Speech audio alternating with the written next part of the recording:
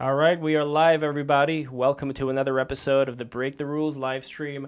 I'm your host, Lev Polyakov, at LevPo on Twitter, and we are here with a wonderful panel. We have Alexander Bard, Jack the Perfume Nationalist, newcomer to the stream, the wonderful Jane Gatsby, also newcomer to the stream, and the always exquisite Neil, Gnostic informant, master of all ancient knowledge, and you've been putting out some amazing videos recently, Thanks. especially the one about El Yahweh. It's all very interesting, and hopefully we're going to talk about this as well.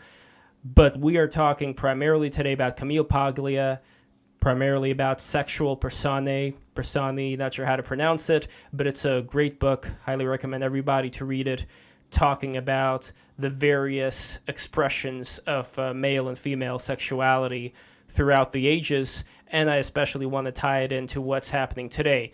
But first, for the newcomers here, I would be very surprised if people have not heard of Jack the Perfume Nationalist and his wonderful podcast, which I highly recommend everybody checking out. You are a man of culture. You are a man of good taste. You combine some of the best perfumes together with some of the best movies and some of the best guests.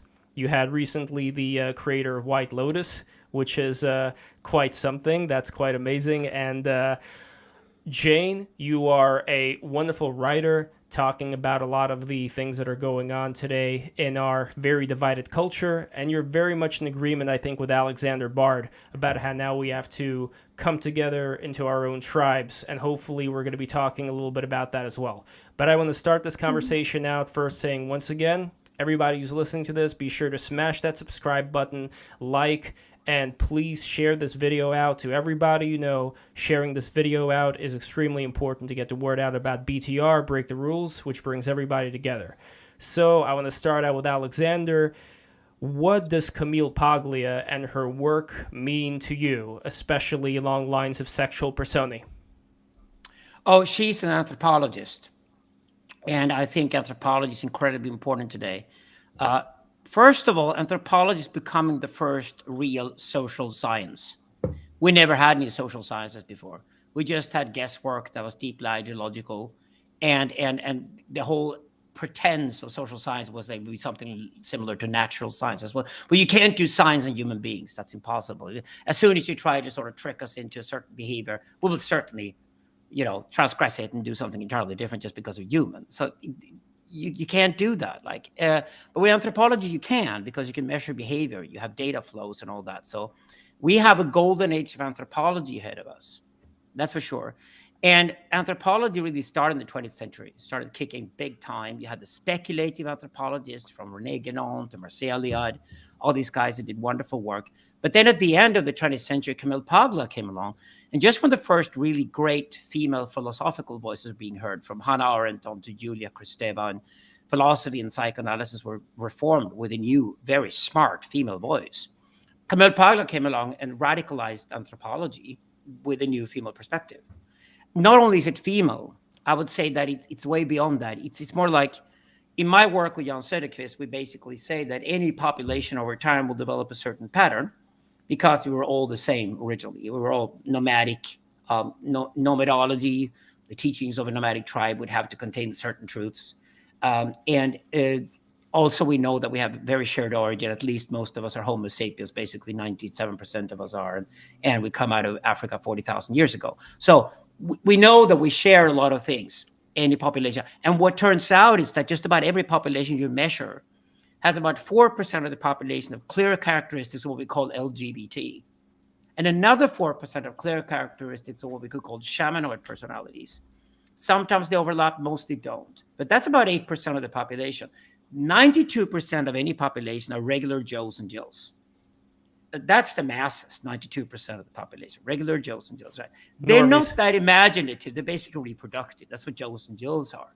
So the shamanoid and androgynous characters, these two castes, if you want to call them, shamanic caste, androgynous caste, are incredibly important for culture.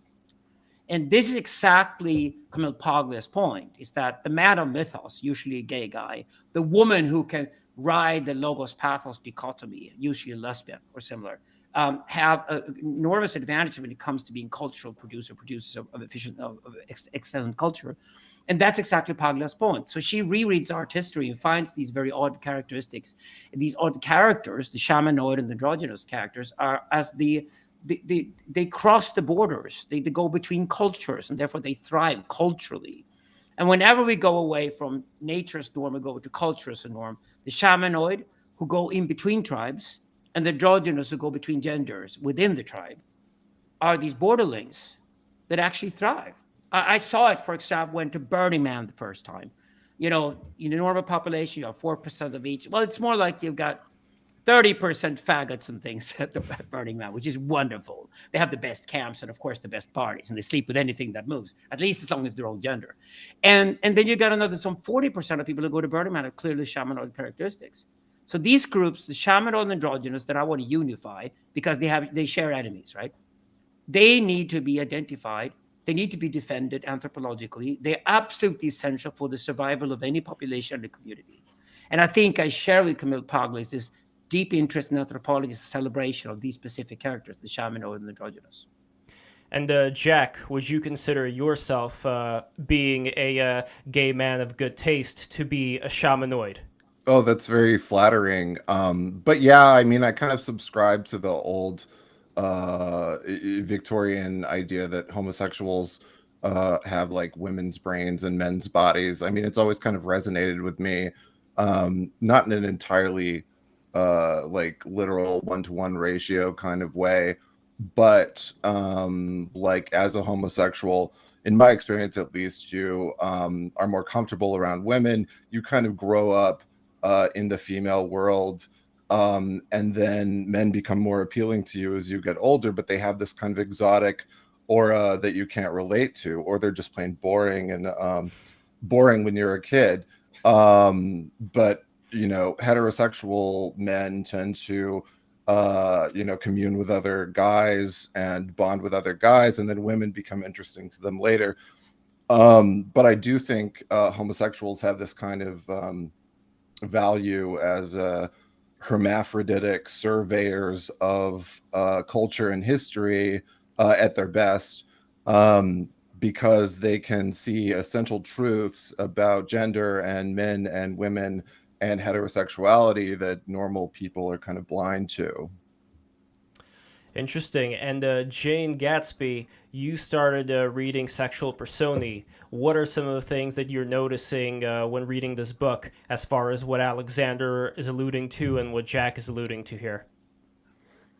Oh man, I don't have to be completely upfront. I only got through the first chapter because I was last minute recall. That's the important part. Yes. That's the famous part. And I just thought it was very interesting. I mean, obviously she's providing a lens that's like, it can be simultaneously very insightful, but it's also writing such a hard dichotomy that I can understand why her writing kind of alienates a lot of people that are looking into it. But I think that's also her insights are very necessary in a time where, like, I'm growing up with people my age where they're so antithetical to any sort of idea that there are baked in sexual characteristics that people possess that may be giving them certain inclinations and structuring our society in meaningful ways. So I can see why she's having a resurgence right now in popularity, because she's speaking to these ancient truths that we've kind of, for a long time now, been shy about necessarily acknowledging or validating. What would you say would be your response to how she sees femaleness, where she talks about it being this Dionysian force, very liquid-like, very, I would say, entrapping, always changing, not really something solid and mathematic, where, let's say, for, and I don't want to speak for the view of people who are gay, let's say, but that there has been, at least going from the ancient Greeks onwards, this identification with the perfect male body, everything mathematical, everything correct, and there was some sense of structure there, as opposed to this very loose, dark, ambiguous, slimy, whatever you want to call it, like that kind of Chthonian female nature as she described. So as a woman, I'm very curious what your take is on that female nature that she was describing. I definitely think like it's interesting because she's not the first person to say this. Obviously, like I'm very interested in Taoism, and so that's a very ancient idea as kind of this womanliness being associated with chaos and nature and darkness and ambiguity, and then masculinity is yang, and that's like the straightforwardness and certainty and kind of culture and everything else.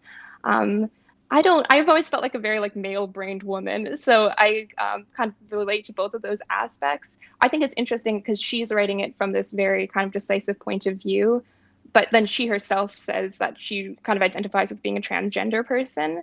And so I'm curious from her kind of subjectivity if she falls more into that Apollonian or Dionysian archetype. Because how can she be speaking to these things with such certainty when she doesn't actually necessarily identify so strongly herself with that more Dionysian nebulous characteristic? Good question. Alexander, what do you think?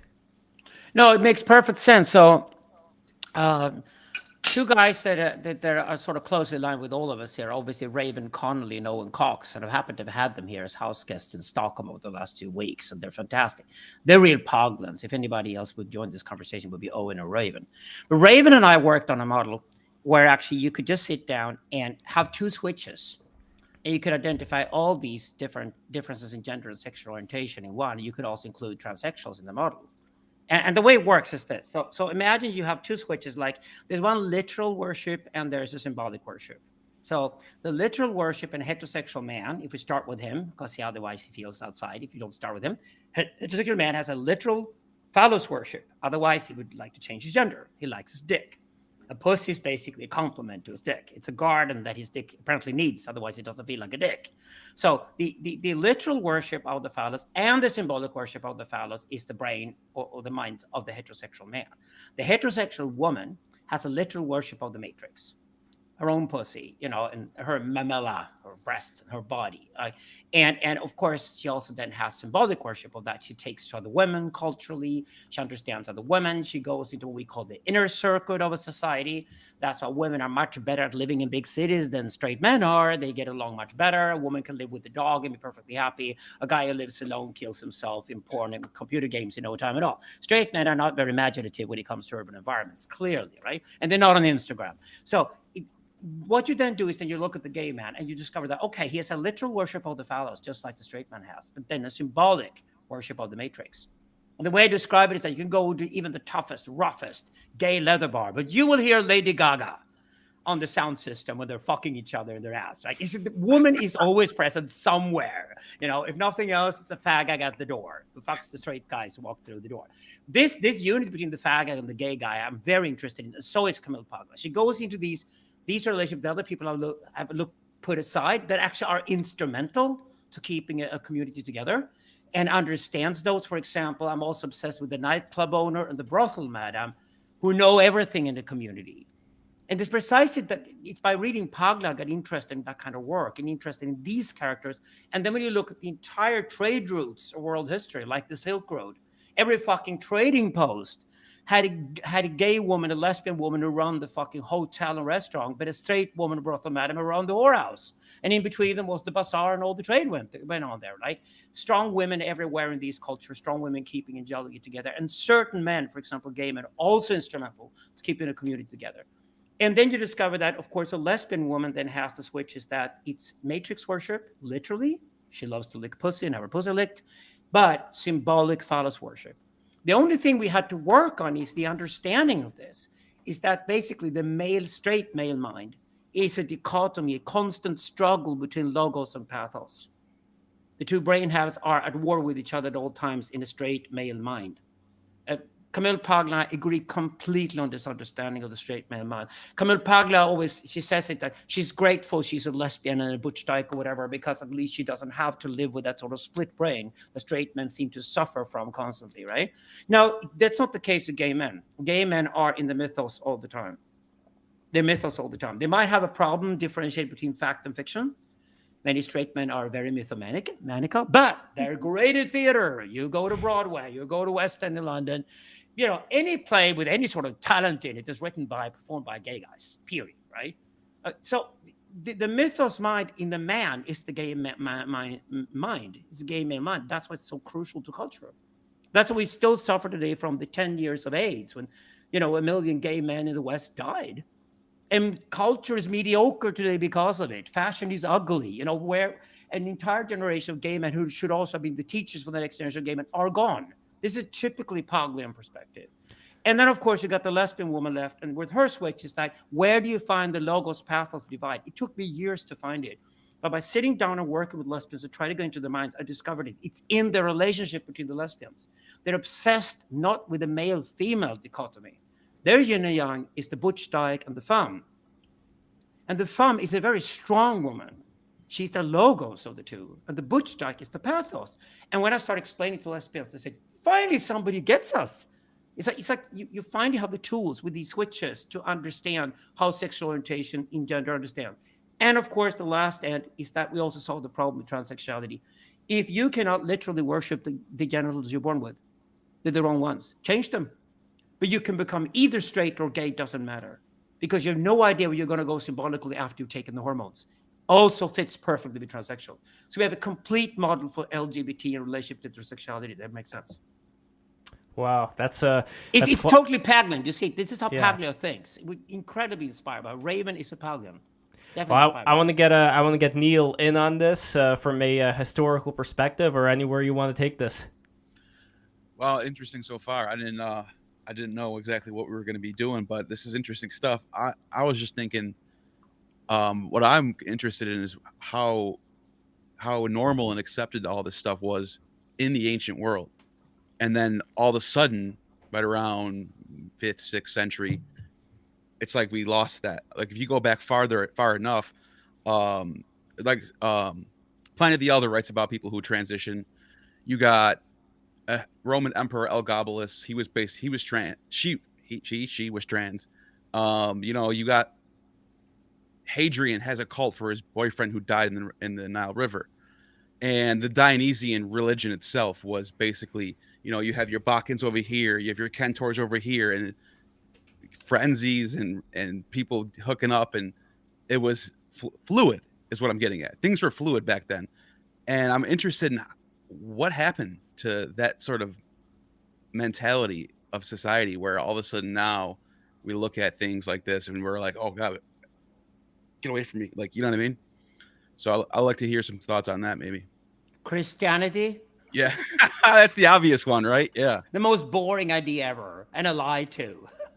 Right, but look at Kanye West right now going on Alex Jones's show and talking about Christianity. It seems like at least, okay, this could be a bit of a tangent. Kanye West is great, but he's not a fucking philosopher. He's just a madman. He's a trickster. He's Dionysian. He's Dionysian. I don't even know if he's Dionysian. He's very confused, but he's intuitive. And I like it when he undresses guys like Friedman and really exposes them for the belittling of him. I think Kanye West is fantastic, but he's precisely what we need right now. We need more crazy wisdom tricksters out there, but don't mistake the crazy wisdom teacher for being a proper wisdom teacher at all. You can't get wisdom from Kanye West. It's madness.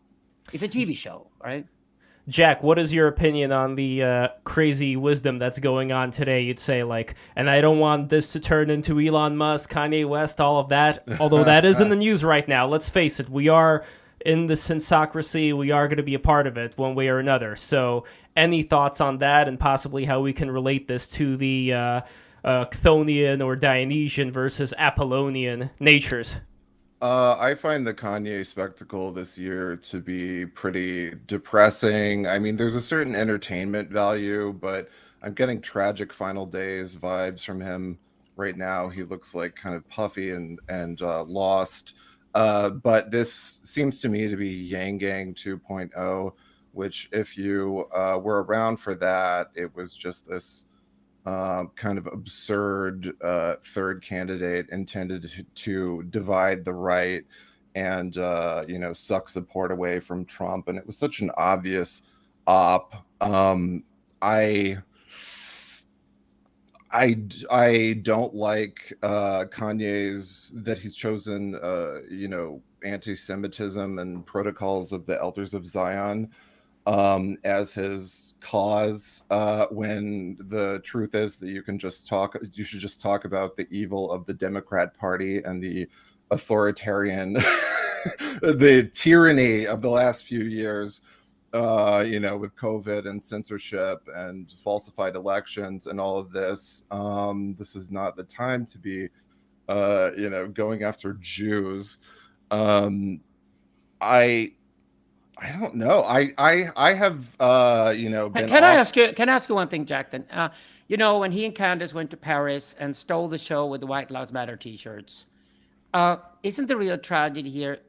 Not that they were best in show, because they clearly were, but isn't the tragedy the rest of the fashion week in Paris was so fucking bad and untalented and boring that they stood out? Wasn't that the real tragedy here? It's totally lost, but that stunt seemed so late. Like, what year is this? It's like, No, it worked. It worked. It worked in this kind of like bug brain way, but it's not what I want right now. But I guess, are you not in the minority of people who actually have more nuance are usually going to be in the minority?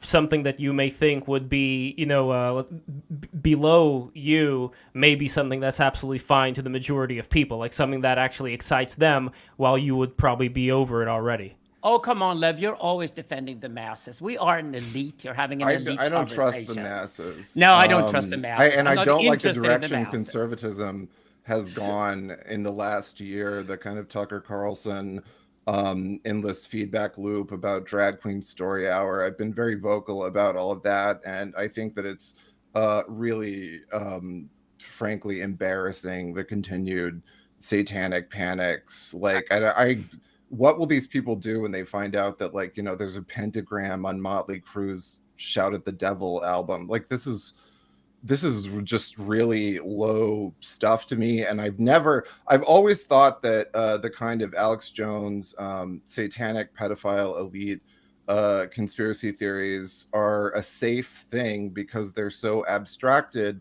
and fantastical. And it's actually, that's why they kind of appeal to leftists and dirtbag leftists, because simply saying that the Democrat Party is responsible for the America being an expensive shit show with no law and order right now, that's more dangerous than abstracting it into this Eyes Wide Shut stuff, which is always open-ended. It's sensational and it's tantalizing and emotionally appealing in a way, because everyone wants to think that there's like a devil in this literal sense lurking behind things. And I mean, on the one hand, I think it's kind of good that people are getting in touch with their instinct and spirituality in some way after so many years of dead gray liberalism.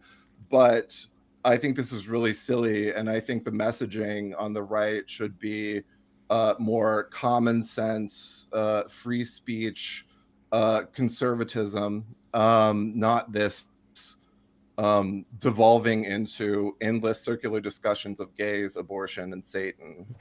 Well, I want to go back to Paglia, but going back to it through what you just said right now, where it seems like there is a freak show on display right now. People always complain about, from the conservative side, people always complain about clown world, but in a way I feel like people are becoming clowns themselves, or being extremely attracted to seeing clowns prancing around at the circus because it's something that stimulates their senses, to the point where I think a lot of people who are opposed to a lot of, let's say, more conservative values, they want there to be more people like that. They want there to be more clowns in the circus so that they're not taken seriously by enough people that would never vote for them to begin with. So I don't know. That just feels like the situation we're in right now, where there's too many people who make a circus out of themselves. And I think the most dangerous person would be somebody who would have a lot of common sense things to talk about. Kind of like, I don't know, like a DeSantis, for example. Somebody who would be opposed to certain things, but not saying it in such a way that they would instantly start being perceived of as some kind of a clown or a freak show, or at least wouldn't be given enough ammunition to be perceived of as such. But going back to Paglia here, do you guys see in her book talking about how, for example, in ancient Rome, things started to get into this Dionysian state of the emperors dressing in these very provocative ways, the emperors becoming the female receivers of the penis and all that? Do you see something in common with where we are today culturally speaking, that we're also headed into this Dionysian circus. I No, mean, not at all. Not at all. I don't see that at all. I think we did that already. That was like the 1970s, right? The hedonism. So I you think we're in a yeah. more sexually repressed time Yes. than Yes. we've ever been in human history. Straight up. I think that Why do you say that? I think that it's a false idea propagated by conservatives that there's this continuous sexual bacchanal happening because of their largely inaccurate ideas about what stuff like OnlyFans is. The truth is a lot more mundane than what they think it is. I think that after MeToo and which was a liberal panic against sex, I think after 10 years of woke liberalism and all of this, that people are more superstitious and more frightened of the fact of human sexuality than at any other point in history. And the censorship on both the left and the right is completely extreme. And people don't seem to really notice it. Like, you can see it in pop culture, you can see it in movies. There hasn't been eroticized female nudity in movies or TV shows substantially in a quarter century. This really ended in the 90s. But now if a single movie or show dares to show like an attractive young woman's breast, then we have cancel pieces about it from both the right and the left, saying that she was victimized. It betrays this real embarrassing lack of sophistication, lack of critical faculties, and lack of knowledge of art, cinema, and history. And I think that the sort of brain melting, brain frying effect of 2 years of COVID compounded that as well. Interesting. Well, I want to hear what Jane Gatsby has to say about that. I don't know. Are you on board with Bard and Jack? I was a little bit surprised when you said this is like the most sexually repressed time in human history. But I think I know where you're coming from. I think there's kind of a lack of, at least definitely with people my age, like romanticism, or like sex is either you're having lots of it and it's meaningless, or you're having none of it and there's sort of like a resentment around the idea. And then I'm thinking about, things like the Balenciaga controversy and stuff like that, and how much what you're complaining about with attention being drawn to kind of the wrong aspects of the culture and being worried about these satanic things, and how much of the attention is there because of the fact that this is such a taboo topic and you can get people really easily laddered up because of it, even if it's kind of ultimately superfluous. But I'd say that Me Too was incredibly reactionary. Mm-hmm. There was nothing radical about Me Too at all.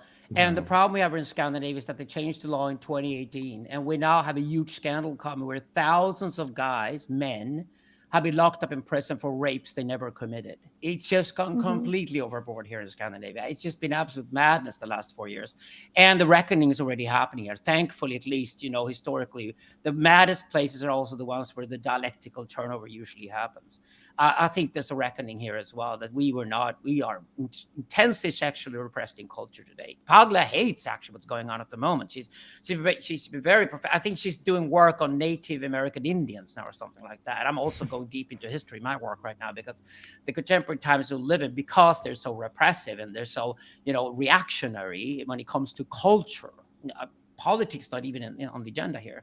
And I think the problem with Me Too was that I have now a lot of young women here in Scandinavia who call me, because I'm very public here and I was publicly against Me Too. And I said, this is the people who are going to pay the price for this campaign are going to be young women eventually. And now these young women call me and they don't get offers any longer to the top jobs, because no man over 40 years old will ever want to be in a room with a 23-year-old sexually attractive woman any longer.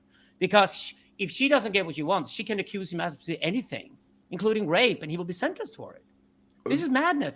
So we're breaking down, actually, now we're breaking down the sort of decently functioning relationship we have between men and women in the past. We're breaking down by completely sexualizing every space where a man and woman are in the room at the same time. We're assuming that as soon as a man and woman in the room, everything is like highly sexual in the room. I mean, it has to be repressed. Let me ask you this obsession with sexual repression is very neo-Victorian.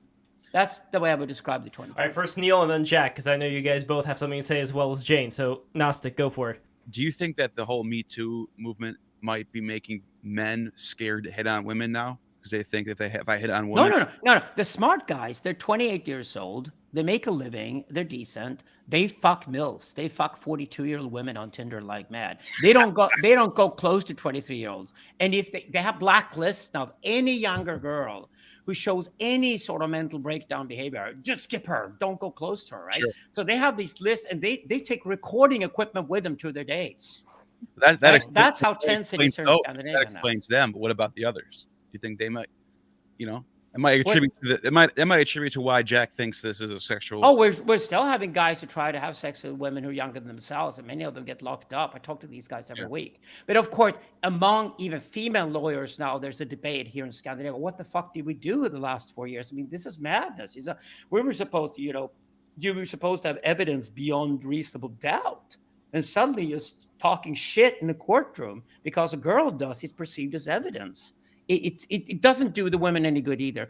There will be a reckoning, of course. We will get over this period too. But I would agree completely with Jack here that we live in a tragic time in the sense that we live in a very sexually repressed period right now.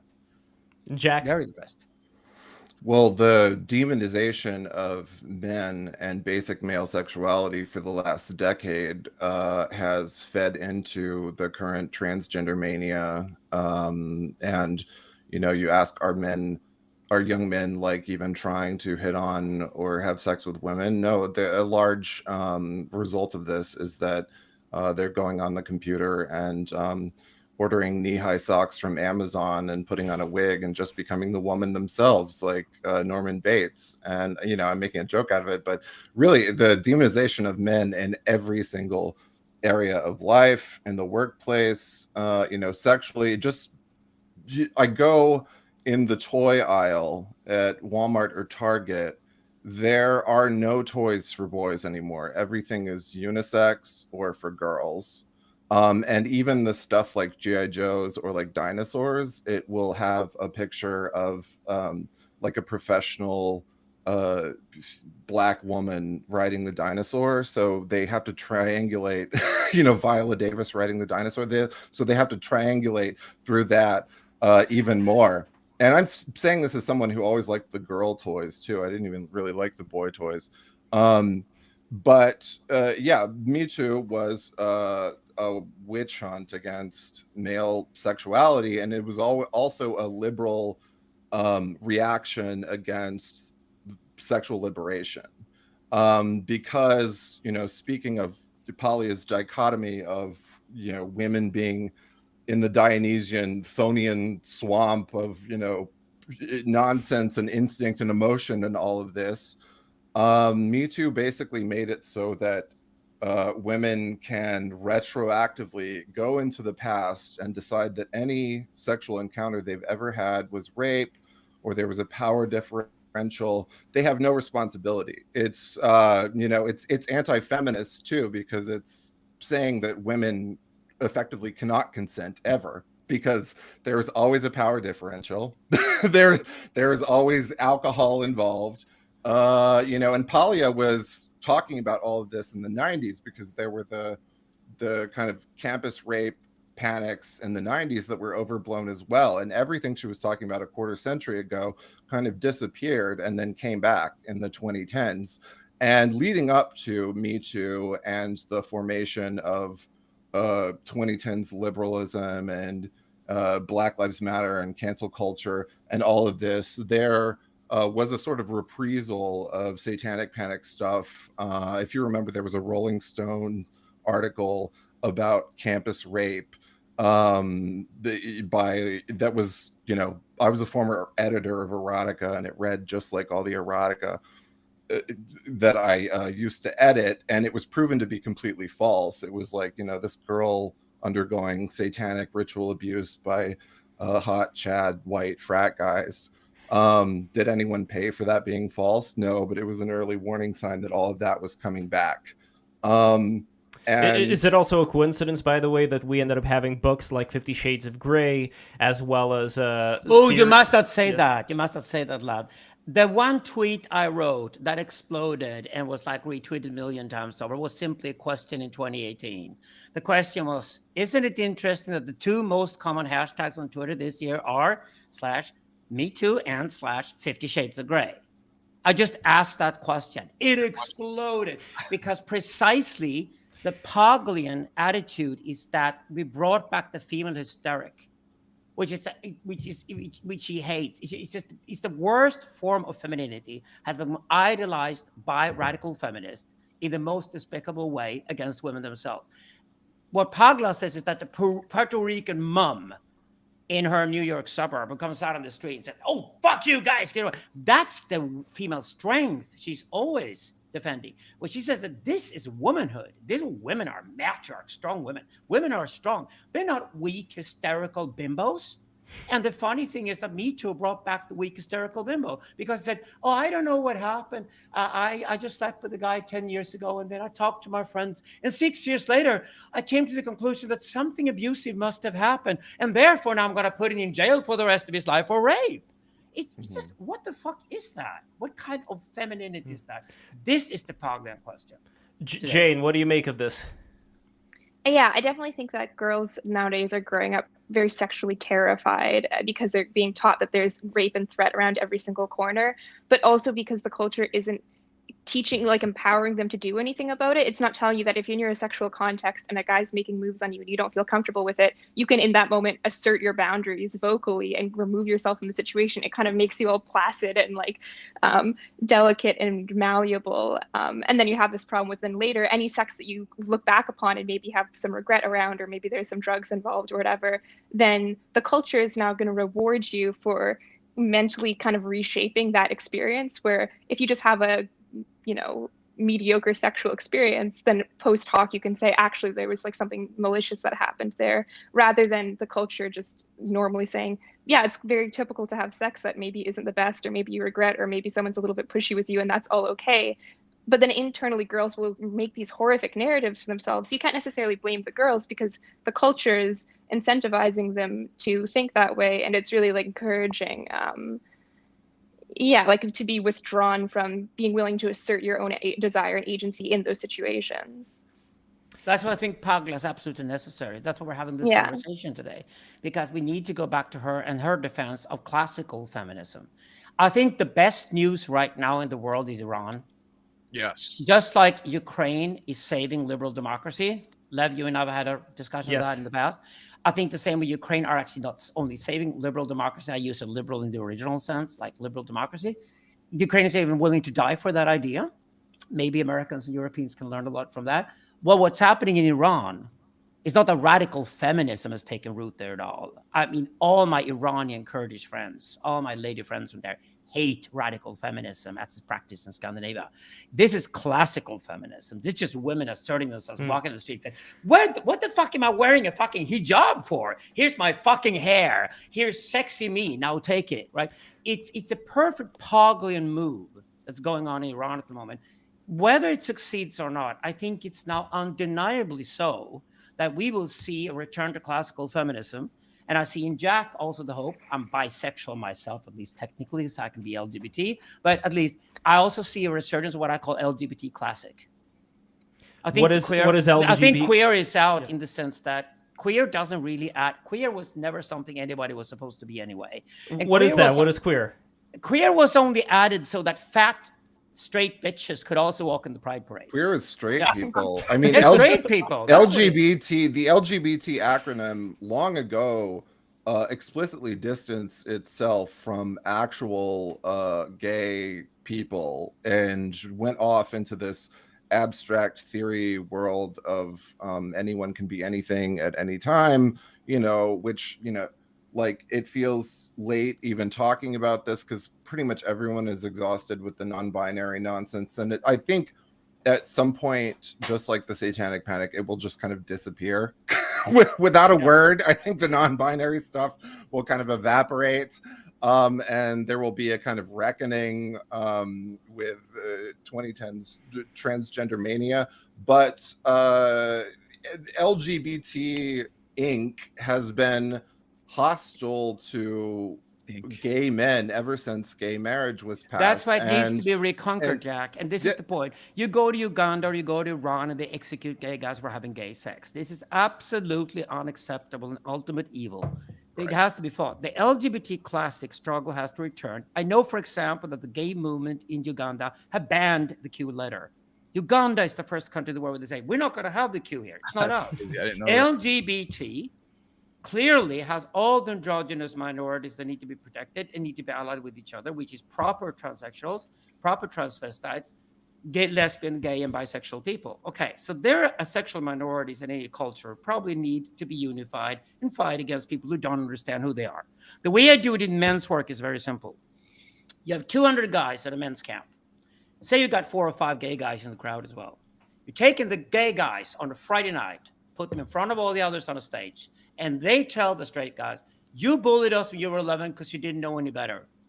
Now we're going to tell you why you need us. We fix your fucking wives so they look gorgeous. You can fuck them one more time before you change them, right? So, and that is so strong. That is so strong when that happens. The straight guys go, wow.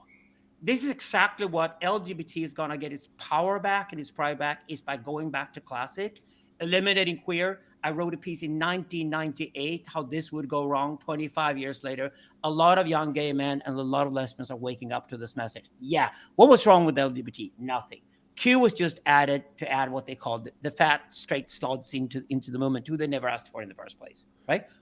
And I think the same thing is happening with classical feminism. Its biggest defenders, Camille Paglia, actually, she's both. Like, she's LGBT classic with her lesbianism, and she's clearly a classical feminist. What was wrong with strong women in the first place? And I think we need to return to that, what we lost in the 1990s. And it's gone downhill for the last 25 years because we employed a lot of ugly, bitter bureaucrats.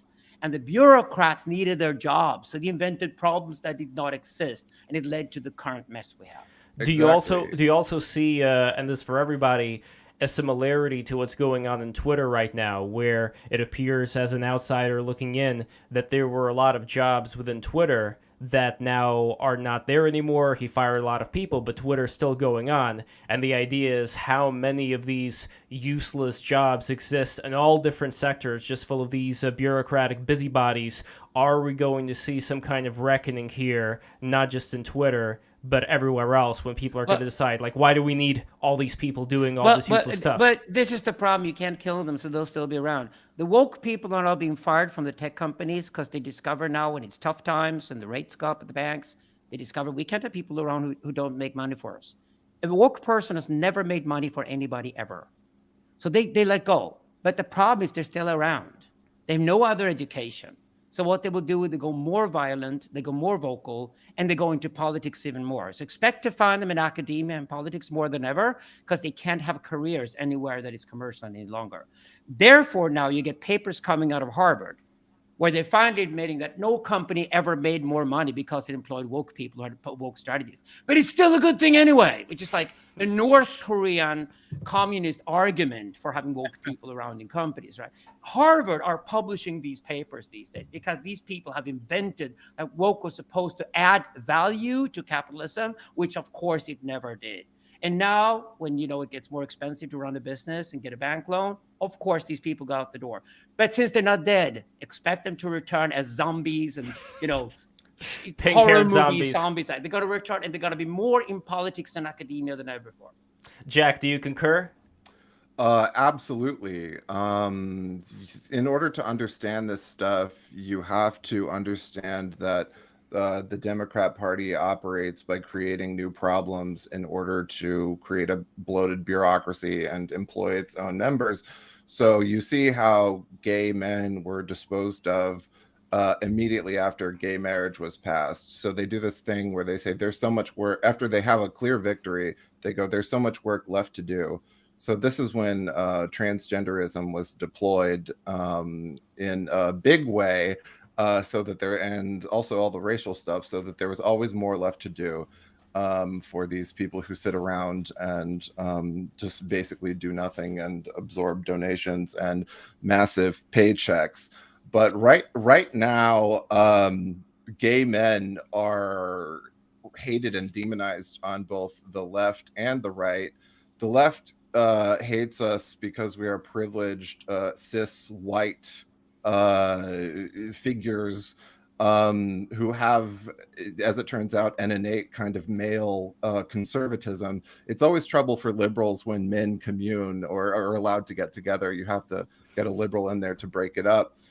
And then on the right, we have the kind of old school scapegoating of homosexual men that is a tale as old as time, where the entire decline of Western civilization and America and everything else is blamed on the sensational and emotionally appealing and lurid fact of gay sex between men.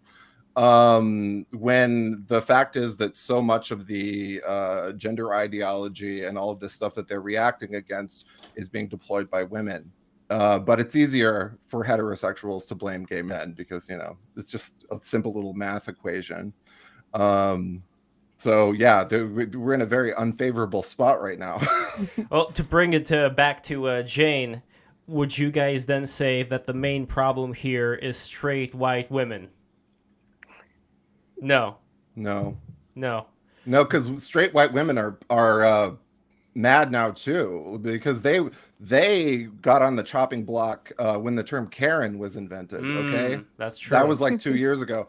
Everything was woman. Women are great during the MeToo kind of era, and then Karen was invented to point out the supposed privilege and entitlement of the tone deaf white woman. So women are, becoming very conservative now too, especially when we see how all of the Democrat nefarious operations are affecting children and child rearing and the family. So, Jane, if this is indeed something that's happening right now, are you noticing this in your league of straight white women, let's say, for lack of a better word? Like, what are the conversations that are going on right now regarding a lot of this stuff? The funny thing is that most of my friends are pretty liberal, and most of my female friends are like also bisexual. And so I was thinking, as you guys were talking, the fact that I'm not sure if it's a combination of like being put on the pill or something, but I do find that there's a massive trend towards like any girl who can identify as 1/5 bi will, because that way you can fall under the LGBT umbrella. And then those are probably the people that are going to be campaigning for a lot more social justice causes, but like ultimately at any other point in human history, those would just be straight women, but they are choosing to ostracize themselves from that group and then go on to be, I think, the biggest supporters of like kind of the woke agenda. And is this also an example of the Chthonian matrix that we were referring to before? Like, again, I don't want to think like a lot of the guys do that, there's like this hive mind going on of women that are just forcing other women to agree with everybody. I don't want to think of men as somehow being, more so like responsible and daring to say that the emperor is naked. But as somebody who is within female society, Jane, do you notice a bit of that happening, or no, like that women forcing other women to conform to whatever it is that's considered to be the correct thing? Yeah, I think women definitely experience like a lot more social pressure internally to kind of go along with whatever the norms that have been established are, and you'll face a lot more social repercussion if you are naysaying, whereas if you're a guy and you just are thinking independently, the other guys that you're friends with aren't going to critique you for that. And then I also think that probably female sexuality is a lot more fluid than male sexuality generally is. But so and that kind of ties in as well.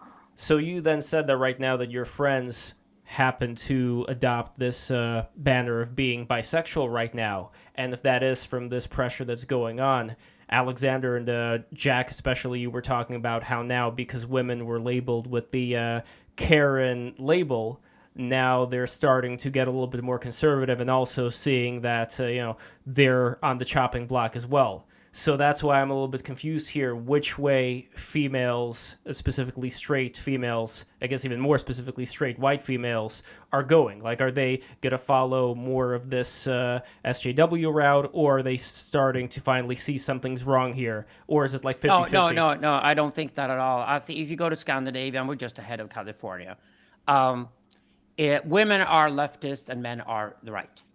Mm-hmm. We now have a gender war. It is literally left and right. If left and right is no longer a class and it's no longer a caste, even I don't know what it is. It is definitely gender.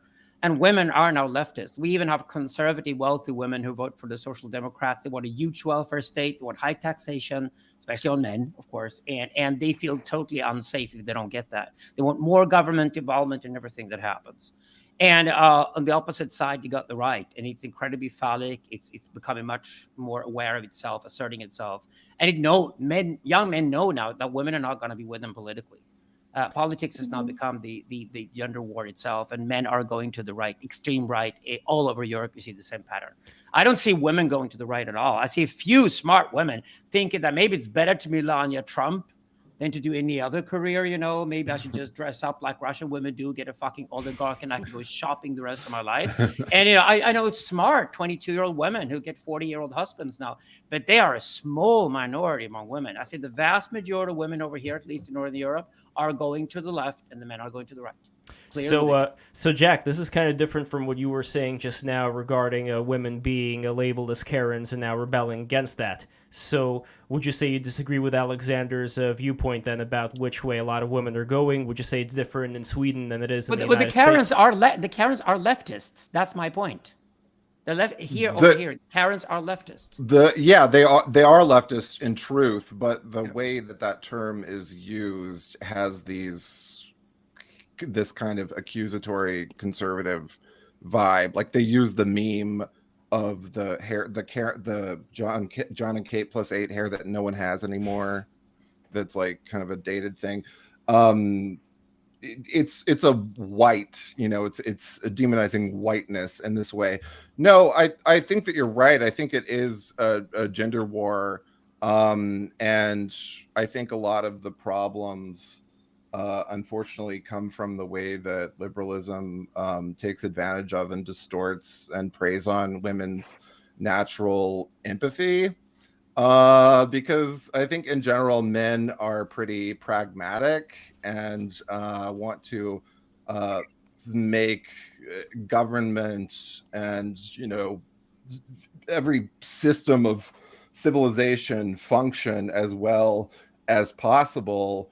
But the kind of distorted maternal empathy that women have, which liberal women project onto immigrants and minorities and homeless people and all of this stuff that's not my problem but is destroying the world, that is responsible for everything functioning really poorly right now. So yeah, women are really in power, and we're seeing the results of that.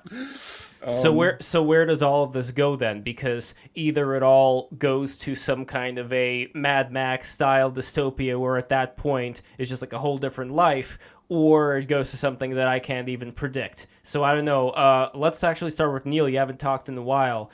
Given all these things that you've heard so far here, where do you think, and based on your historical knowledge, we are going as far as the sexes and what exactly is going to happen with men, women, their relationships, and the kind of politics that we're going to have because of those differences in relationships?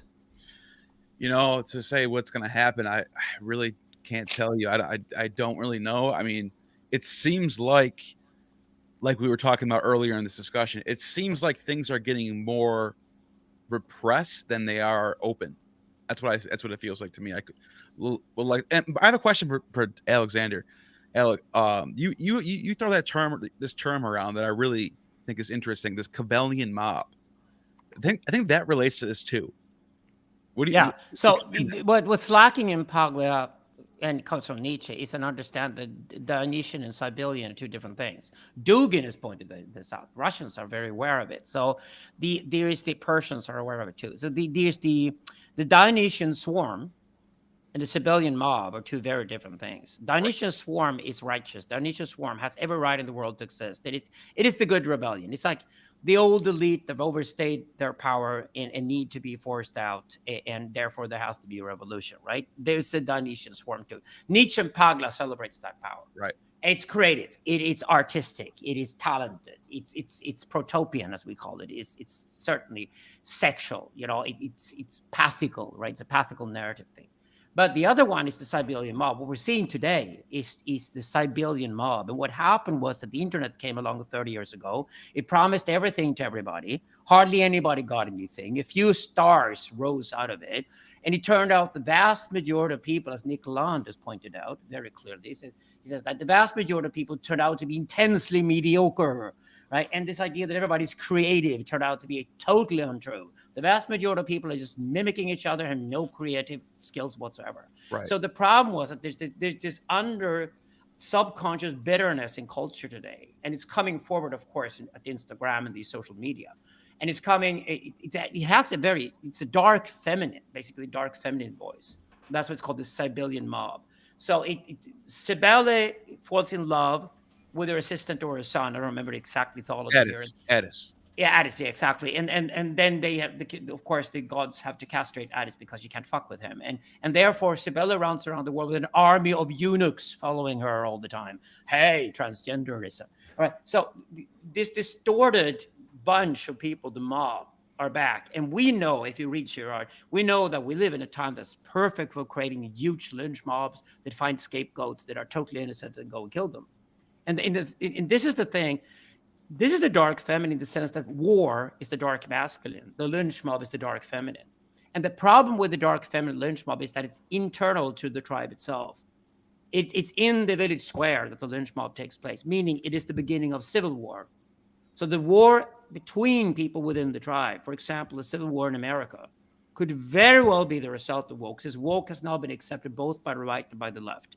And they all have the grievances, and they all run these victimhood cults, large-scale victimhood cults, and repatriations, all this nonsense they're going on about. This is a really bad sign. And this is not the Dionysian swarm. This is the Siberian mob. And if it's a Siberian mob that dominates our culture today, we're in really dangerous time, because that is actually apocalyptic historically. What do you also make of, let's say, the Marquis de Sade?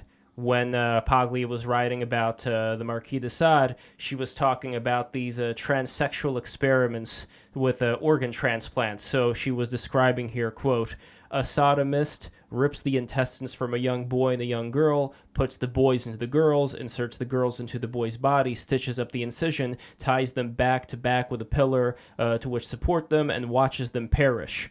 So things like that, as well as various other making fun of and dismembering and doing horrible things to pregnant women especially. There seems to be in de Sade this emphasis on being very anti-natal, anti-pregnant women, anti-life, if you will. Do you see it? No, it's just crazy wisdom. It's there to disgust you and shock you.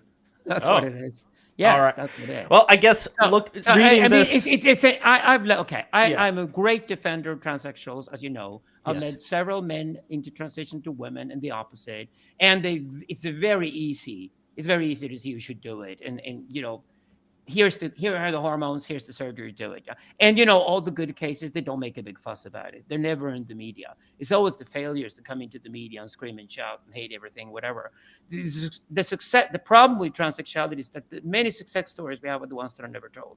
I think Jack recognizes this too.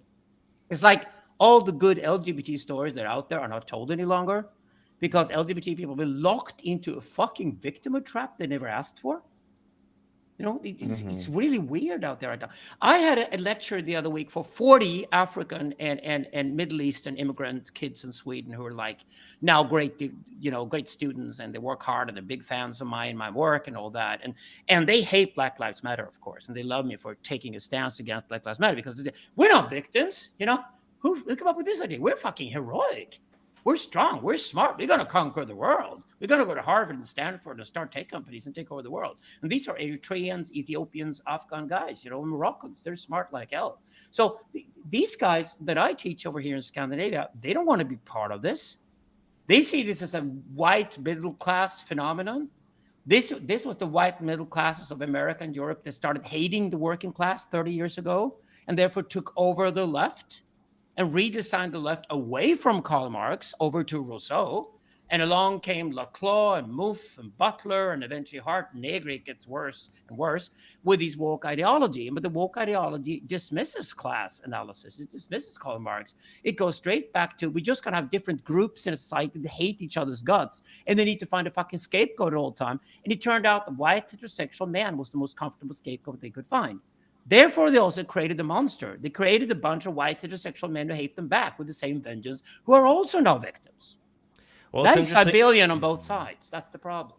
Well, it's interesting you mentioned Rousseau just now, because Paglia was also talking about him as seeing nature as being this all-giving mommy GF, and him being like this little boy that was cuddled by her. And de Sade seems to be the opposite there, where he completely looks at nature as being like this evil, entrapping thing.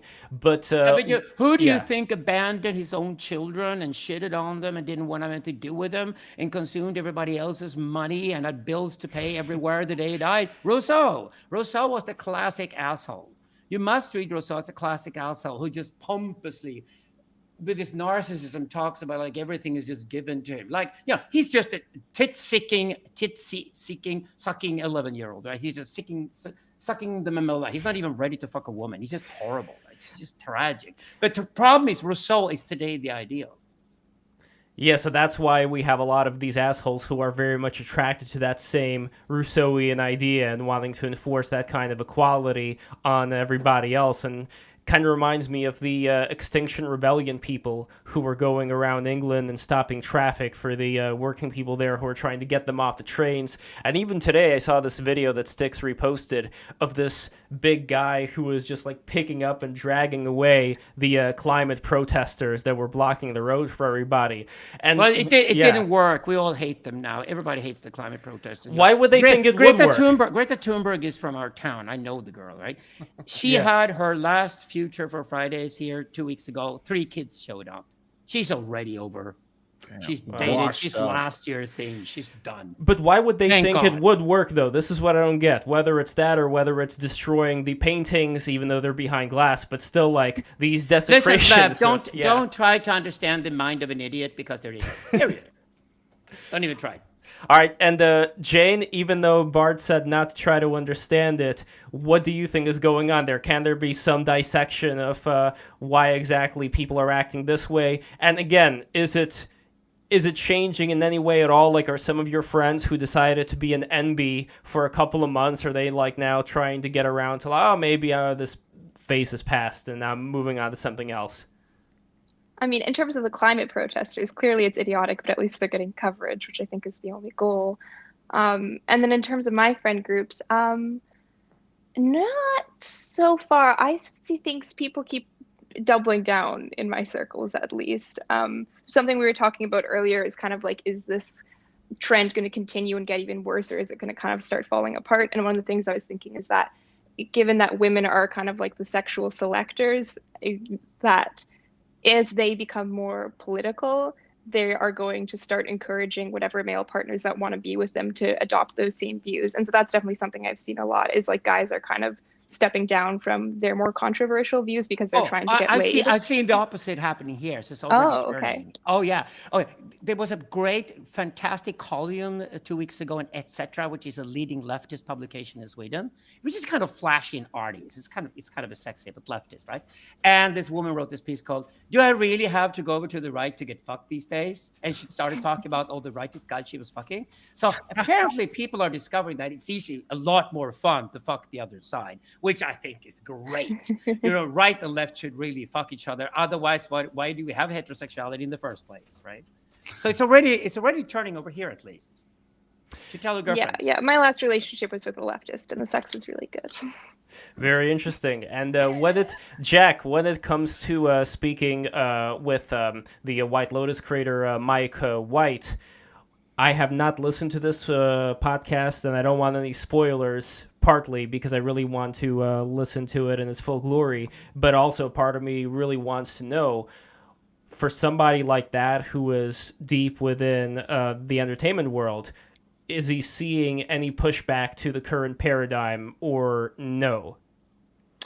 I think that Mike White has succeeded just because he does what everyone should do, which is simply be honest instead of creating like this safe split personality where you're privately conservative and publicly more agreeable and liberal in order to avoid any consequences. And I don't know, like White Lotus has been such a success because people can sense that this is a pure vision that is not social engineering, is not propaganda. Like the last like 5 years of woke diversity experimentation in Hollywood has not been profitable. Like people really don't like it.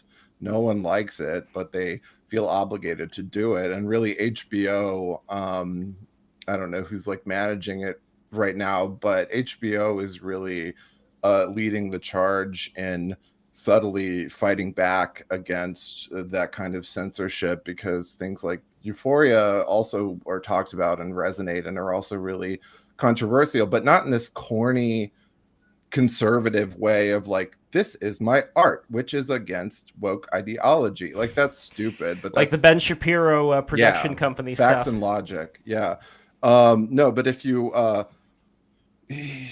like if you write characters that are simply honest, it resonates with audiences, because liberalism is all about the subversion of truth and the subversion of every single stereotype and creating these artificial characters for social engineering. So every woman character in a liberal production has to not have any conventional traits associated with women. They have to only be into science and engineering. They have to hate romance. They have to hate men.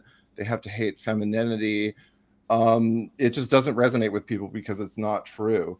But yeah, I think that Mike White and other people who are changing the culture for the better, like Red Scare, they simply say what they think without making a big production of it. And I think the right has crippled itself for so long with this ridiculous idea of anonymity propagated largely by straight men. This is my most hated take, by the way, since that all of these none of us are anonymous, so you're not going to get any hate here. Great, but for years I've gotten so much grief for saying that this kind of idea that if you have any views that deviate from the liberal orthodoxy, then you must retreat into an anonymous persona for your own safety. No one respects that. They respect people who put their face to their views and will tell the truth. Alexander, you're in agreement there too. Oh, absolutely. Elon Musk's idea with Twitter as well is to get all the anonymous accounts out of there. We're not interested in them any longer. If you don't have skin in the game, keep your fucking mouth shut until you have a skin in the game and dare to speak. And when it comes to my entire career, it's just built on the fact that I grew up with a South African father who told me when I was 6 years old that, laws are for weak people. You can do what the fuck you want in your life. I was 6 years old when I heard that. And once you learn that, you just realize that your capital is in the future. So if you speak your mind now, it might cost you something now. Of course it should. That's okay. But your capital 20 years later is enormous because you spoke the truth 20 years ago. So if you repeatedly do that, like the piece I wrote in 1998 about the LGBT movement, when I said I'm leaving now because you added the Q letter. The Q letter is nothing to fight for. It's a cultural phenomenon. It's not political. I'm out. And you have 25 years of disaster ahead of you, which is exactly what happened. Well, of course, now they come back 25 years later. And it's young gay guys, often with Afghan backgrounds or Palestinian backgrounds, who happen to arrive in Sweden or gay. And they called me and they said, what is it that we're going to do? And I said, why don't you try to do LGBT classic? Just do what they did before 98 and do it and then export it to the rest of the world where it's needed. And they do it. And it's wonderful. Do you think I think that's remember that your social capital, put your social capital in the future, and it makes perfect sense to have skin in the game and speak your mind with your name on it. And I agree completely with Jack. Why should we here sitting as the queer guys or whatever we are, why should we tell straight guys to stop being fucking anonymous, get your fucking act together, speak your mind? You will get laid if you do, we promise you. I also noticed that, for example, that Libs of TikTok account, that is a Jewish woman that heads that up. I mean, I think that account is still semi-anonymous. She was doxxed, but still, the fact that, like a Jewish woman, despite all the anti-Semitic stuff on the internet, that she would go out there and do something like that, I think that speaks pretty well to, I wouldn't say like every single Jewish woman out there, but I think like there is this sense of bravery that at least the Jewish women that I know in my life have put out so far, much more than many other people that I've noticed. I just made $100,000 on TikTok from Army of Lovers with the Jewish guy who's gay, Jean-Pierre Parda, doing a really queer gay thing, being proud being Jewish with the Star of David on his chest. It's exactly what you should do these days. The shocking thing that it's so easy to be punk in 2022. That's shocking. We were supposed to be tired of shock value by now. It's the exact opposite. Even Sam Smith and Kim Peters can do like a quite traditional Madonna-esque video called Unholy, just insinuating that maybe the gay straight couple has an affair with other gay guys.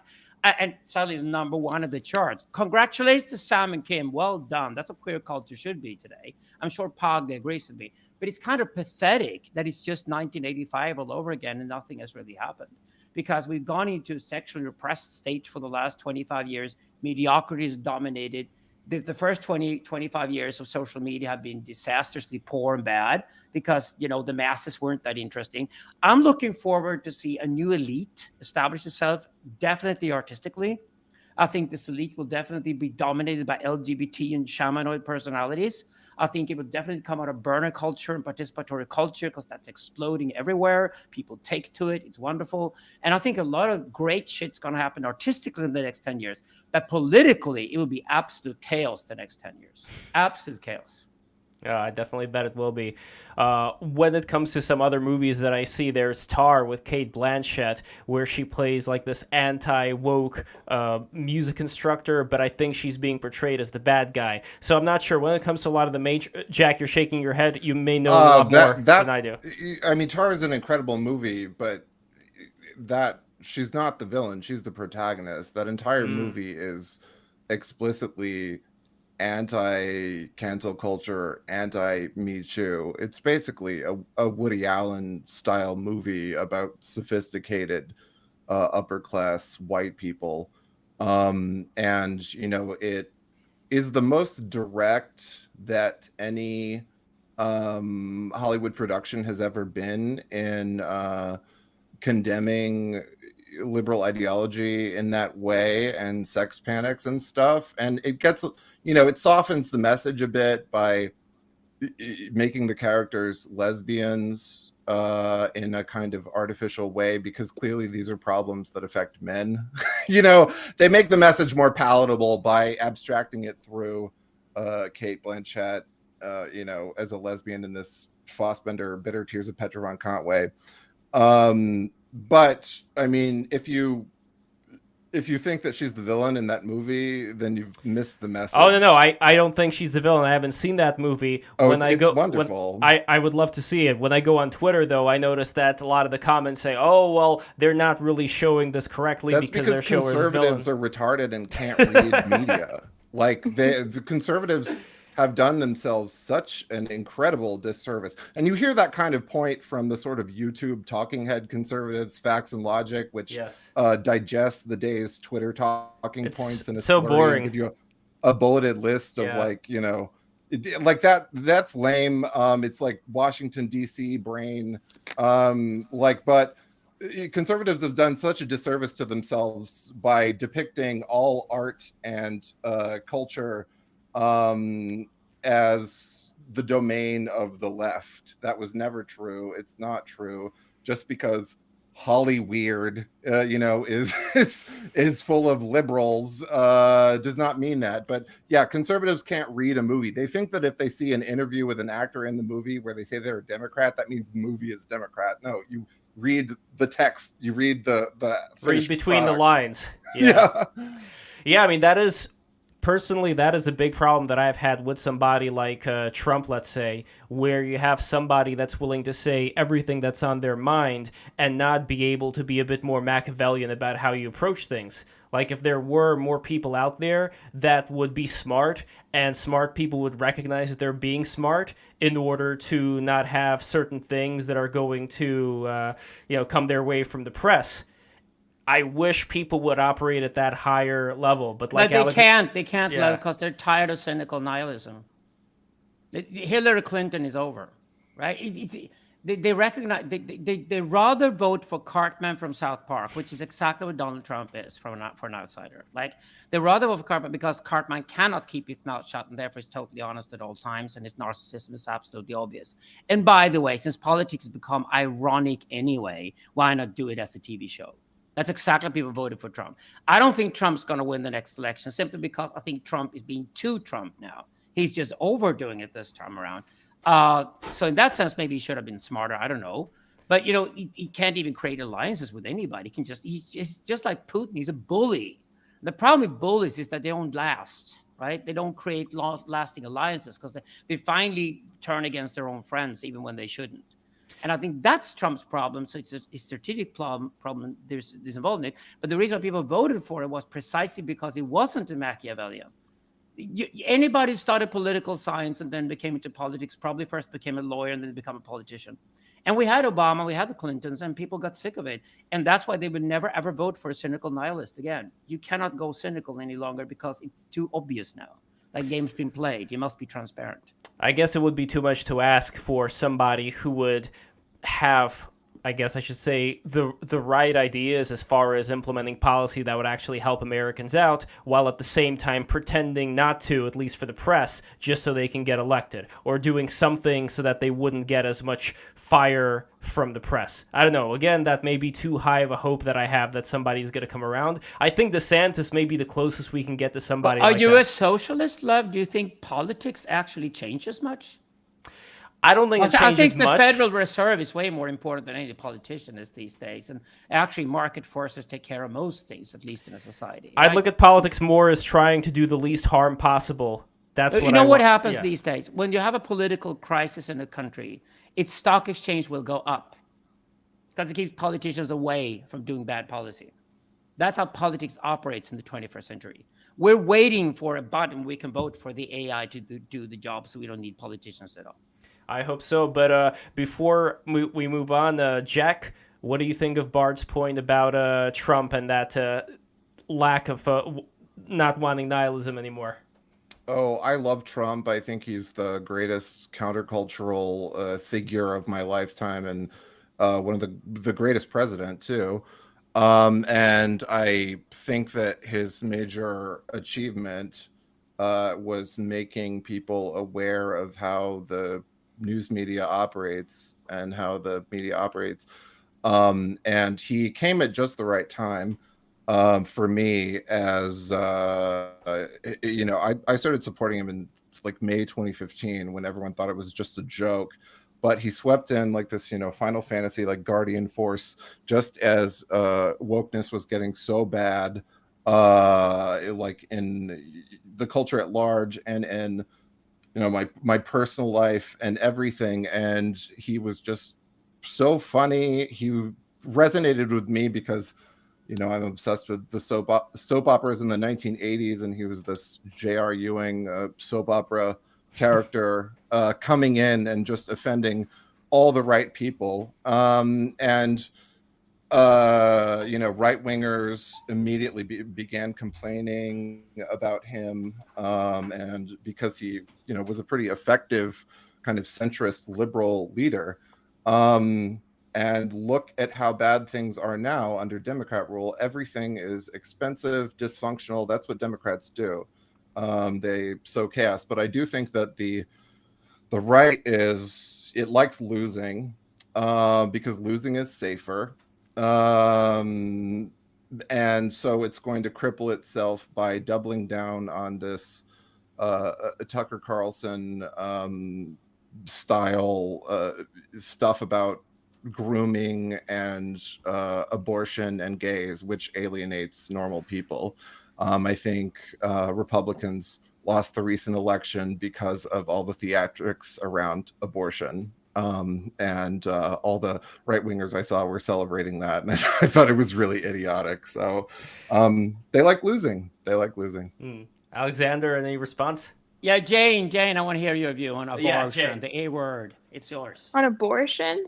Yeah. Oh, do it early, or then once it's been a while, stop that. Like, there's no room for just a nuanced middle ground, I find, when people are having, like, it has to be so all or nothing, which just seems so illogical when you're presented with the reality of what's happening. It's like, in your first trimester, go for it. After that, stop. Like, it shouldn't be such a polarizing issue in my mind. Do you know why abortion is not a big theme in the Muslim world?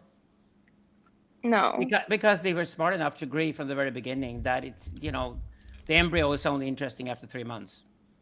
Yeah. So they had the deadline already from the very beginning, which is what you should have had. So religion and secular society doesn't fight each other. That's why it's a non-issue in the Muslim world. Sometimes you can learn from this, from the Muslim world, really. They were smart on this one.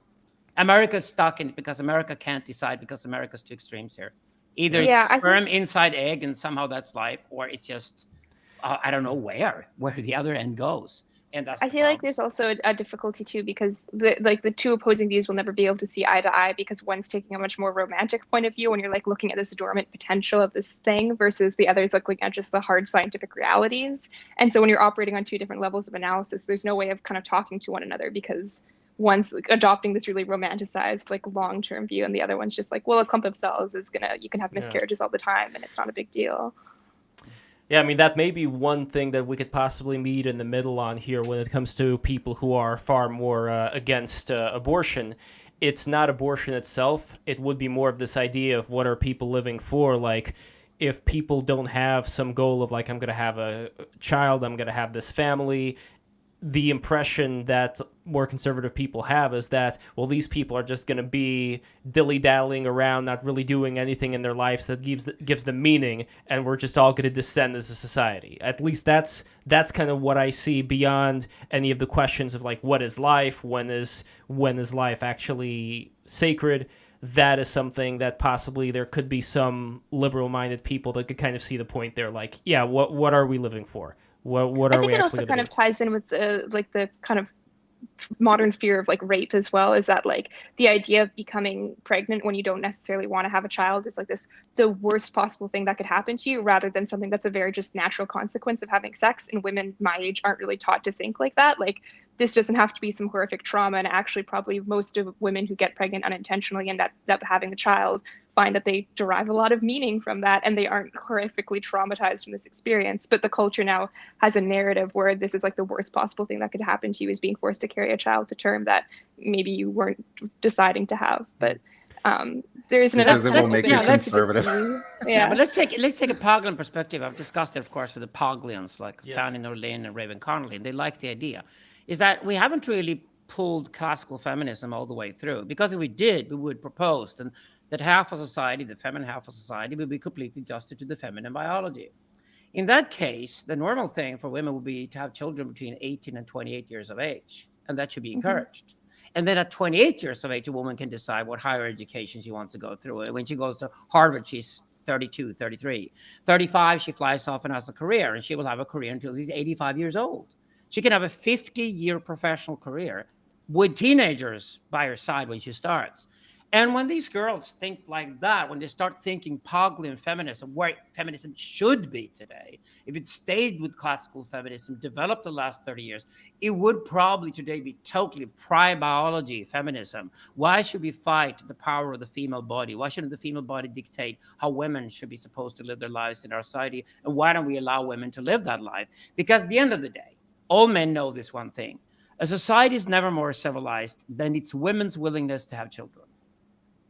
Okay, it's not more civilized than that. Even gays, lesbians are all part of that system, that at the end of the day, women must be willing to have children in a society. Otherwise, the society is doomed itself to death, right? So if that's the case, then why don't we take classical feminism all the way through to classical feminism plus, which is to say that women should just follow their own bodies and do what their bodies tell them to do, and then have freedom within that. rather than as things are still today, women have to adjust themselves according to a male standard, meaning they go to fucking clinics when they're 35 and try to have a baby, and doctors tell them it's actually too late.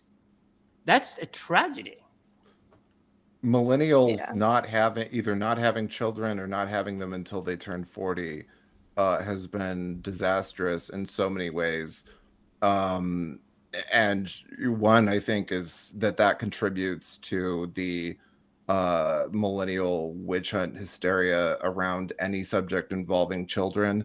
I think that like people used to just have kids as a rote thing and not think much about it, but it's become such a sacrament for millennials because they have to go through 40 years of ideological changes in order to realize, maybe just ordering Uber Eats is not the most fulfilling thing for the rest of my life. So then when they're 40 and they have their one expensive like test tube assisted child, then they just worship the children in this way that's totally like maniacal, and they coddle them and think they can't be exposed to anything and just don't let them live life. They're scared of everything. So it's just another thing I'm thinking about. So it's like, Jack, a narcissist having a baby forces the baby to become another narcissist, right? That's a bit like it is today. In China, go to China and see they're not having two children. They're staying with the one-child policy because they can't imagine having two because they're so overdoing it with one child they have. So having two children would just be too exhausting. I think America and Europe are becoming very similar.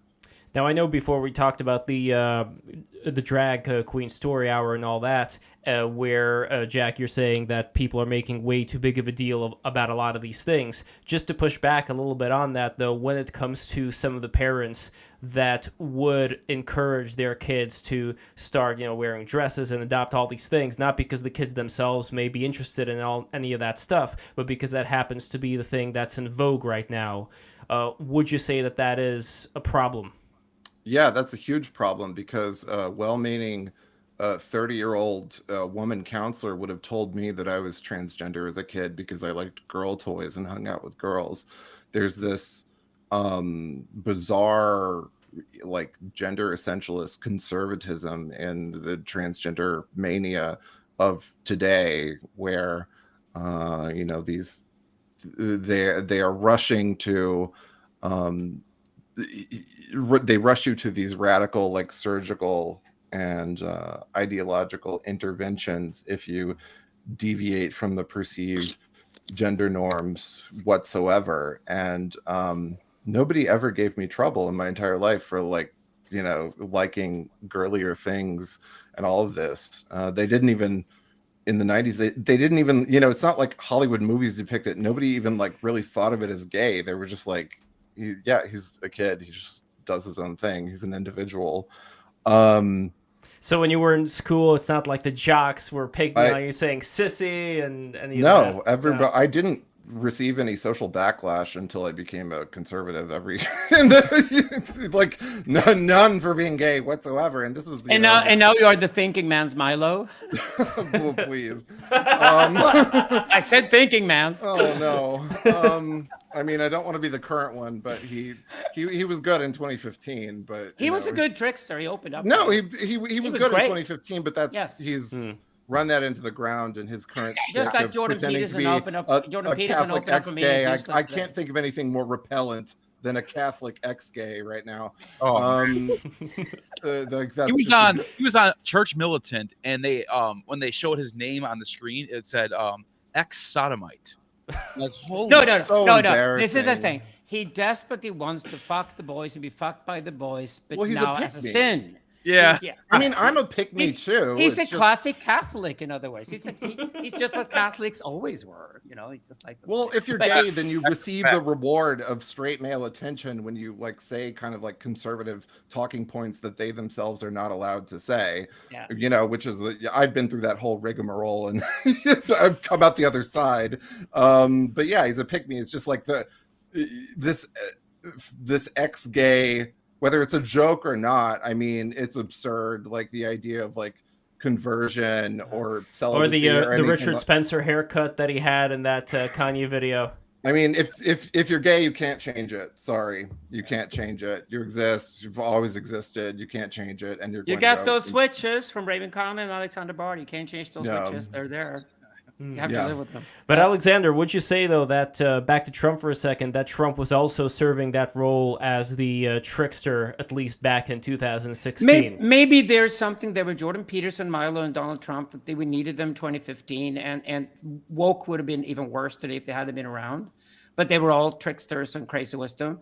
It's not a shock, and it certainly would work if Trump got a second, period from 2024 forward. It's not a disaster at all. I'm with Jack on that one. I just think that if America needs somebody with the same credentials but more of a unifier, I think that would actually help, because I think the civil war that America's moving towards is not going to do it any good. Yeah. And I take this from a European perspective. Okay, here's the weak point with Trumpism for me. We have a problem in Europe called Putin. We need to get rid of Putin without Russia going into bloody civil war and being a mess over the next 50 years, right? That's a very concrete threat. Even Sweden has joined NATO. We know that it's a problem over here, right? A messy Russia full of nuclear weapons and desperate people and tons of migrants is not what Europe wants at the moment. So we want Putin safely to go. Maybe a Navalny or someone like that will get a chance to keep Russia decently together after that. We don't know that yet.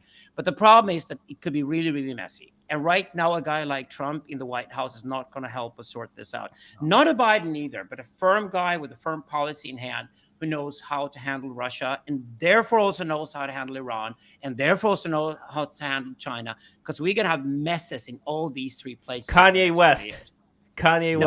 No, seriously. I mean, seriously. So the problem with Trump is that we need somebody who's actually smarter than he is at the time, not just media smart. Yeah, he's because we needed Trump as a negation of the previous. He was not cynical. He was naive, if anything, and that helped. But we need something better than that next time around in the White House. Yeah, it also doesn't help that he still thinks he's still talking about the election in 2016. Or I mean 2020. Well, Neil, be careful though, because we're on YouTube. We gotta lose though. Yeah. I mean, it does suck that we have to talk about it in this way with the tech censorship and all that. Like, I always have to keep an eye in the back, for any kind of discussion of that nature. And hopefully with what Elon Musk is doing on Twitter, maybe that's going to have some kind of a response to YouTube. But anyway, I do want to get back to final thoughts when it comes to Camille Paglia and what is going to happen in the future. And I want to start with Neil. I know I asked you about the future and you didn't really answer because who knows the future. But Yes. Well, I was going to say, I like what Alexander said about the difference between this Dionysian movement and I use the Greek pronunciation, Kybali. Sibelian. We say Siberian because we got to know that difference and move towards the Dionysian and away from the Kybalion. I love that approach. I love how you term those out. I think that's a good, useful way to do it. Absolutely. And Jane, what are your thoughts regarding the Dionysian, Kybalion? And are you going to keep reading, by the way? Like, from what you read already, would you say you're hooked? Would you say you're interested in reading more? Oh, yeah, I'll definitely keep reading. I mean, her prose is kind of insane. Like, it's like having little sentences of candy to enjoy while you're going through. And then you're asking me about, like, the future, what's in store? Yeah, or what's in store for you? Oh man, I'm going to keep on reading and being nerdy and trying to figure out better ways to structure political societies, which hopefully gets us somewhere a little bit better. And then in terms of Paglia, I think that she is, like, I think hopefully going to maintain a position in the public eye. I think I kind of going back to what I said at the beginning, like, at least around people my age, there seems to be such a high abstraction away from planting gendered norms in society, any biological basis. And I think she just provides a really good structure to kind of understand how we got here. And you must write a book called Sleeping with Lefties. Okay, that's so you. But that means I have to sleep with more of them, and I don't know if I'm up for that. You can interview other women who sleep with lefties too. So you can have hundreds of lefties you've slept with. Okay. That will make a great Substack as well. And Jack, what say you? And also, I don't know, are you a big admirer of Fassbinder? Yeah, I love Fassbinder. I did like 1 million episodes on Fassbinder really early at the beginning of the podcast. Like, a few years ago. Yeah. I mean, what brought Fassbender up? Well, I was just thinking about Fassbender right now because he did a movie called Fox and His Friends, and I thought of that Fox News series, Fox and Friends. I and always, think, when I see it on the TV Yes. listings, I think that it's the Fassbender movie. And so for years I've thought that. But yeah, that's one of the greatest gay movies and most brutal gay movies ever made. Definitely. I don't know if you watch American Horror Story, the recent New York City season. I'm a huge fan of the show and of Ryan Murphy, but the recent New York City season just ended with a Berlin Alexanderplatz inspired finale where they even use like craft work. It's worth checking out. But I think that everyone should read the entirety of Paglia before they go to college. They should be exposed early. I was, and it equips you to take the best from the academic experience and not take the worst. It gives you a healthy skepticism. And also the main revelation when people come to Paglia, like after they've been through the academic ringer later in life, they're kind of confused because this is the first time that they've seen someone speak about lofty intellectual and artistic and cultural matters in this accessible, funny, casual voice. And that's, I think, her main value, is that voice speaking to a general audience. Anyone can understand anything that she says. That also alienates academic liberals who want to kind of stay confined in their like ivory tower and only be accessible to a certain set of people. I think that everyone should look to the example of Paglia and learn from her spirit of genuine intellectual curiosity and free speech and anti-censorship, because the direction that the right is going is away from her, and it doesn't bode well. It's basically just replicating Yes. liberalism in its thirst for censorship and scapegoats. Well, the reason why I specifically mentioned Fassbender and Fox and Friends and Fox and His Friends is because I also want there to be a move away from this very clean, sterile, facts and logic type of scene that's going on right now, because it feels like the people who would have it be their home to be in the kind of culture where there's going to be more Kurosawa, more Fassbender, more of the Criterion Collection, basically, like more of those art. Yeah, more more art. art. Exactly. Art. I feel like they're trying to find themselves on the right because they cannot stand the SJW left, but I don't really think that they're getting that much from that experience because there's not that same kind of art. And so I hope that there will be. They suffer from Yes. Asperger's syndrome, every one of them. I mean, why are they even public figures in that case? So art is the answer. By the way, here's my claim to fame, if I've got my final note here. Yes. I co-edited in 1982 when I was a young guy working in Amsterdam. I co-edited a film called Carell. No way. And it was no, Jack, it's got interest in me, right? Wow. So I could be probably your daddy in a leather bar or something like that. So I co-edited that, and it was very difficult because it was actually recorded in 3 different languages from day one. Everyone spoke 3 different languages when they recorded and made the movie. Damn. So they didn't have to do it. So they didn't have to do any subtitles. So it was recorded in German and French and English, and of course Fassbender died in the middle of it, probably from a cocaine overdose, sucking Arab dick or something like that.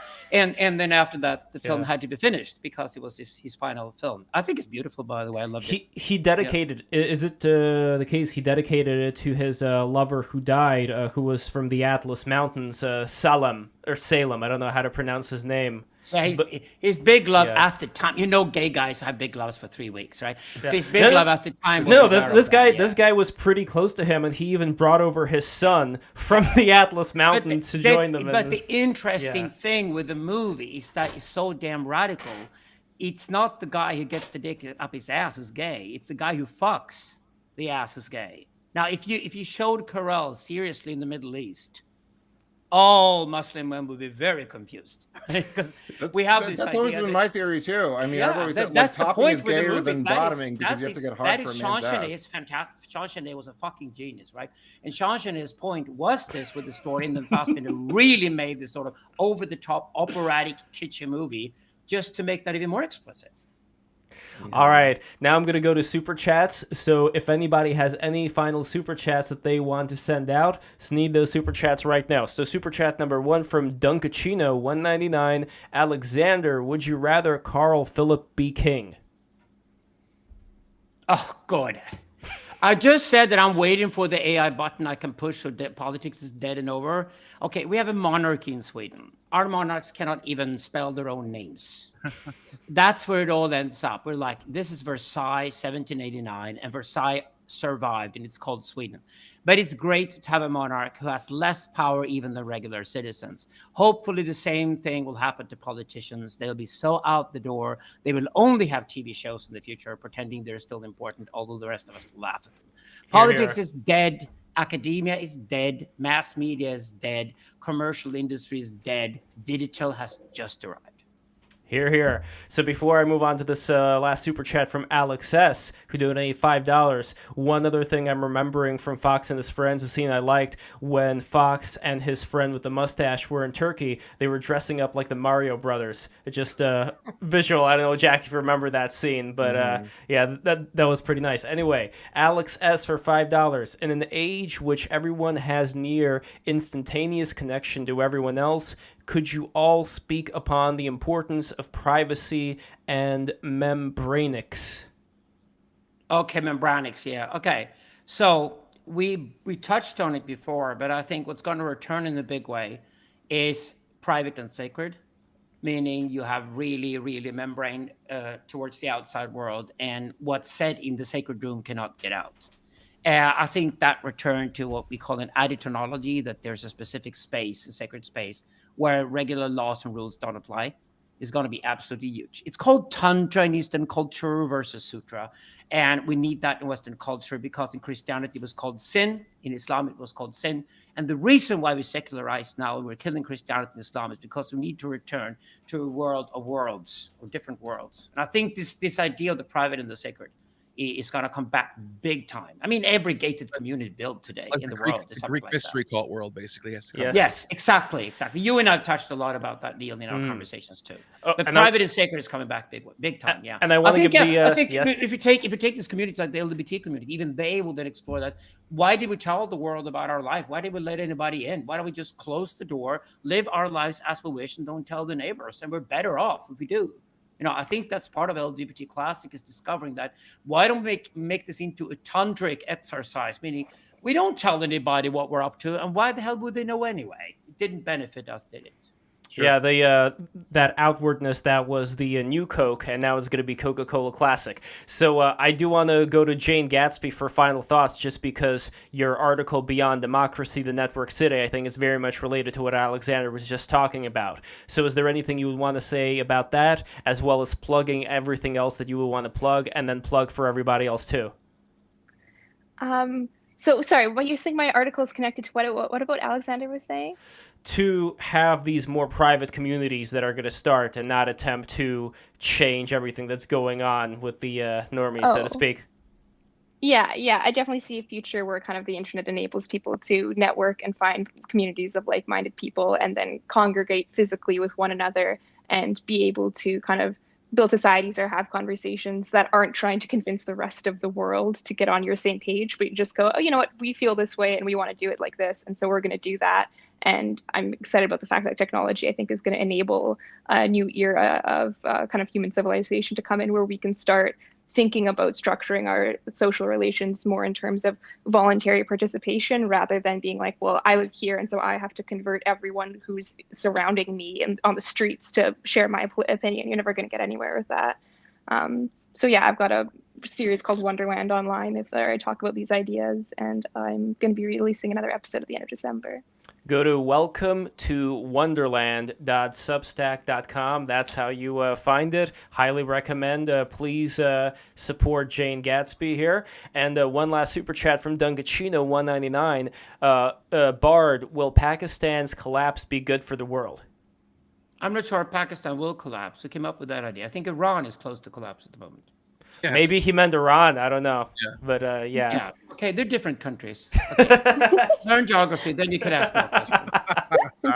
That's the gatekeeping already in effect right now. Anybody who says Pakistan instead of saying Iran, they're not welcome in the club. Anyway, Gnostic, what would you like to plug? What's coming up for you, my man?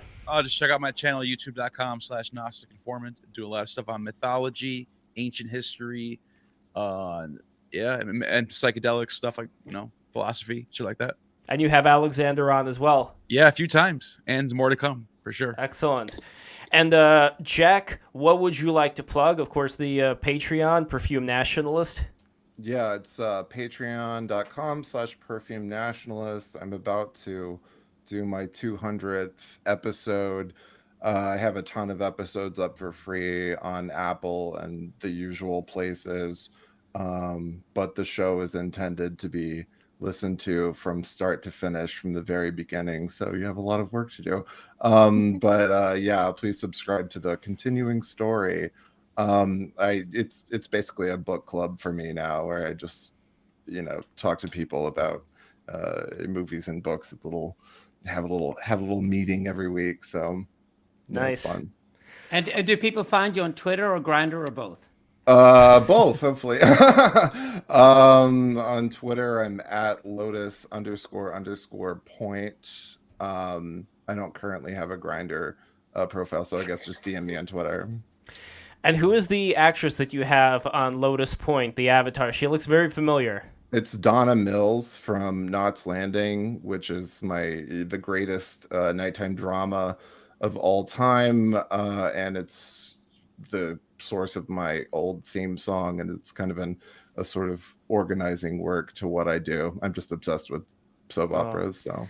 She's got very fiery hair, like well, this halo. Paglia loves her. Paglia did an interview with her like 20 years ago, and Paglia loved Knots Landing and used her character Abby as the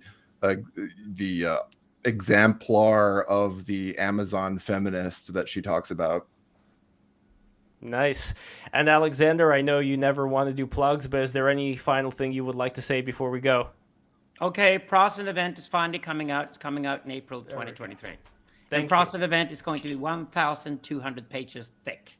I'm going to hit you on your heads with it. It's taken 5 years to write. Yeah.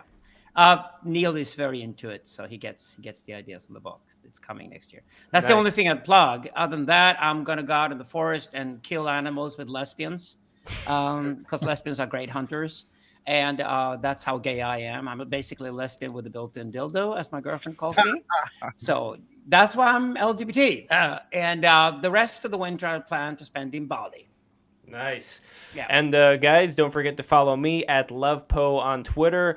And one final thing before we all go. If you want to support Break the Rules, become a patron at patreon.com/breaktherules. But also, what is really going to help for the 54 people who are watching this currently right now, all 54 of you, even if you're casually doing something else, cooking, whatever, while you're watching this, go back to the computer right now.